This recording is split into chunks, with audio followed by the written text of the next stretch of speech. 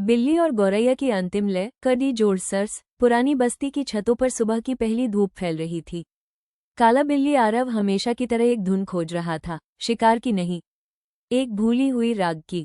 सालों पहले उसका मालिक सितार बजाता था और आरव उसी राग पर जीता था। अब वो धुन यादों में दब गई थी। यही वो सुबह थी जब एक छोटी गौरैया मीरा ने चहककर वही राग जैसा स्वर गाया। आरव ठहर गया, उसकी यादें जाग उठी। दिन धीरे धीरे दोस्ती में बदल गए। आरव सुनता, मीरा गाती। कभी शिकारी आते, कभी बच्चे पतंग उड़ाते, लेकिन इस छोटी दोस्ती को कोई नहीं तोड़ पाया। एक रात भयंकर आंधी आई, मीरा का घोंसला टूट गया, वो नीचे गिरने लगी। आरव ने दीवार से छलांग लगाई और उसे बचा लिया। मीरा कांपते हुए बोली, तुमने मुझे क्यों बचाया? आरव ने बस आंखें बंद कर ली, उसके भीतर वही पुराना राग बज रहा था। मीरा ने उसे लौटाया था। कभी कभी संगीत ही दोस्ती का पहला दरवाजा होता है। दिल्ली की गलियों में आवारा कुत्ता वीर सबको दूर से देखता था, किसी पर भरोसा नहीं, किसी के करीब नहीं। एक दिन उसने देखा, एक छोटा बंदर चीकू बिजली की तारों में फंसा हुआ कांप रहा था।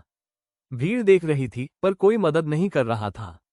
वीर दौड़ा, कूदा, भौंका, लोगों को हटाया, और चीकू गिरा सीधे वीर की पीठ पर। उस दिन के बाद चीकू हर सुबह वीर को एक केला लाता था। वीर के कठोर दिल में पहली बार नरमी आई। एक रात शिकारी आए, चीकू को पकड़ने के लिए जाल लगाए गए। वीर भौंकता हुआ उनके सामने खड़ा हो गया। चीकू बोला, तुमने मेरी जान बचाई। क्यों? वीर बोला, क्योंकि तुमने मुझे एहसास कराया कि मैं अकेला नहीं हूँ।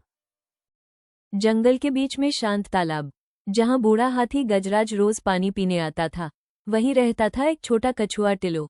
टिलो हमेशा सोचता, इतना बड़ा शरीर, लेकिन इतना शांत दिल कैसे? एक दिन शिकारी तालाब के पास जाल लगा गए। टिलो ने अपनी छोटी आवाज में चेतावनी दी। गजराज ने धीमी फुसफुसाहट भी सुन ली। जब शिकारी जाल खींच रहे थे, गजराज ने विशाल पेड़ गिराकर रास्ता बंद कर दिया। तालाब बच गया। टिलो बोला, तुमने अपनी जान जोखिम में क्यों डाली?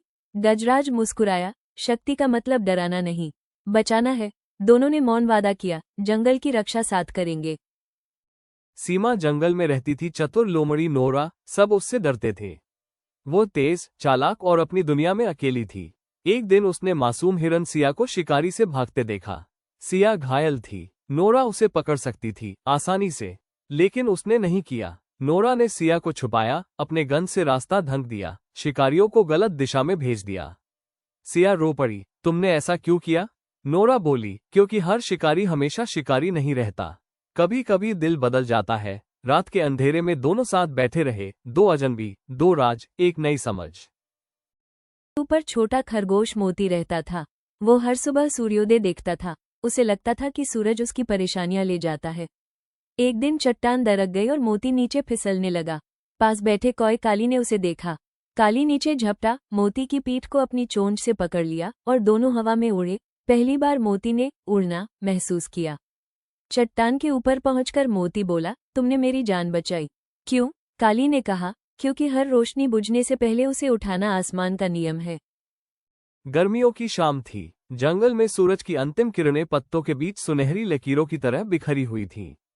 शेर अर्जुन नदी किनारे बैठा था, थका हुआ, बूढ़ा, और पहले जैसा डरावना बिल्कुल नहीं।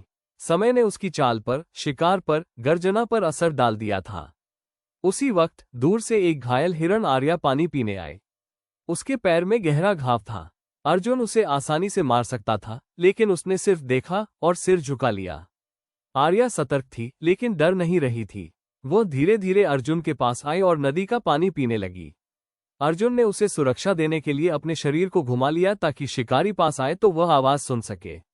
उस रात दोनों नदी किनारे ही रुक गए। अर्जुन ने आर्या से कहा, मैंने अपनी पूरी जिंदगी शिकार किया, पर आज पहली बार शांति महसूस हुई। आर्या बोली, कभी कभी ताकत रक्षा में होती है, हमला करने में नहीं। दिन बीतते गए, आर्या ठीक हुई, अर्जुन उम्र की वजह से और कमजोर होता गया। एक दिन शिकारी आए। आर्या तेजी से भागी और दूर जाकर जोर से आवाज की। शिकारी उसकी आवाज के पीछे भागे, अर्जुन बच गया। अर्जुन ने आखिरी बार कहा, तुमने मेरी जान बचाई। अब दुनिया समझेगी, दया भी एक जंगल का नियम है। जंगल के घने भाग में एक बड़ा भालू धर्म अकेले रहता था। सब उसे खतरनाक मानते थे, लेकिन असलियत ये थी कि वो किसी से बात ही नहीं करता था। एक दिन उसने एक छोटी चिड़िया तारा को कांटे में फंसा पाया। धर्म ने अपने विशाल पंजों से सावधानी से कांटा हटाया। तारा उड़ नहीं पा रही थी तो धर्म ने उसे अपने सिर के ऊपर बैठाकर पूरे जंगल में घुमाया। तारा हर जगह आवाज देती, शिकारी आ रहे हैं, सब छिप जाओ। धर्म की भारी चाल और तारा की तेज चेतावनी, दोनों की जोड़ी ने पूरे जंगल को बचा लिया। एक रात तारा बोली, लोग तुमसे डरते क्यों हैं? धर्म हंसा, क्योंकि मैंने कभी बताया नहीं कि मैं डराता नहीं, मैं बचाता हूँ। चित्रकार की रंग मिलाने की पटिया कपक, हिंदी। के किनारे रहने वाला घोड़ा समर तेज दौड़ता था लेकिन रास्ता नहीं पहचानता था। एक आवारा कुत्ता टॉमी रास्ते पहचानता था लेकिन तेज नहीं दौड़ सकता था। एक दिन दोनों का सामना हुआ। टॉमी ने समर को खतरनाक दलदल से बचाया, समर ने टॉमी को प्यास से बचाया। यात्रा साथ शुरू हुई, मकसद था जंगल के पानी वाले हिस्से तक पहुंचना।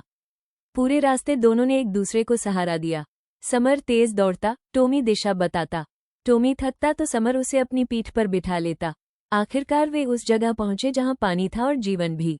टॉमी बोला, हम अलग थे पर मंजिल एक थी। समर ने जवाब दिया, दोस्ती दौड़ से नहीं, समझ से बनती है। रेगिस्तान की रातें लंबी, शांत और डरावनी होती हैं।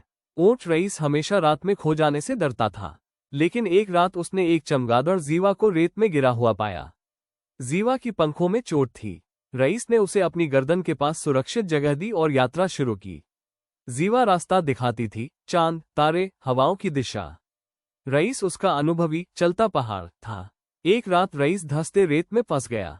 जीवा ने अपने बाकी बचे थोड़े बल से आसपास के अन्य जानवरों को बुलाया, सभी ने मिलकर ऊंट को बाहर निकाला। रईस बोला, रात सिर्फ अंधेरा नहीं, कभी कभी मित्रता का रास्ता भी होती है। एक पुराने मंदिर के पास मोर आरुषि नाचती थी। उसकी पूंछ में 7 रंग चमकते थे। लोग कहते थे कि वो बारिश बुलाती है।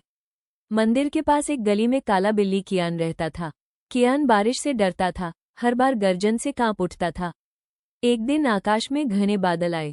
कियान भागकर मंदिर की सीढ़ियों में छिप गया। आरुषि धीरे धीरे उसके पास आई और बोली, बारिश डर नहीं, बदलाव लाती है। वह नाची। उसकी पूंछ के रंगों से कियान मंत्रमुग्ध हो गया। पहली बार वो बारिश में बाहर निकला और पाया कि डर सिर्फ उसके मन का भ्रम था।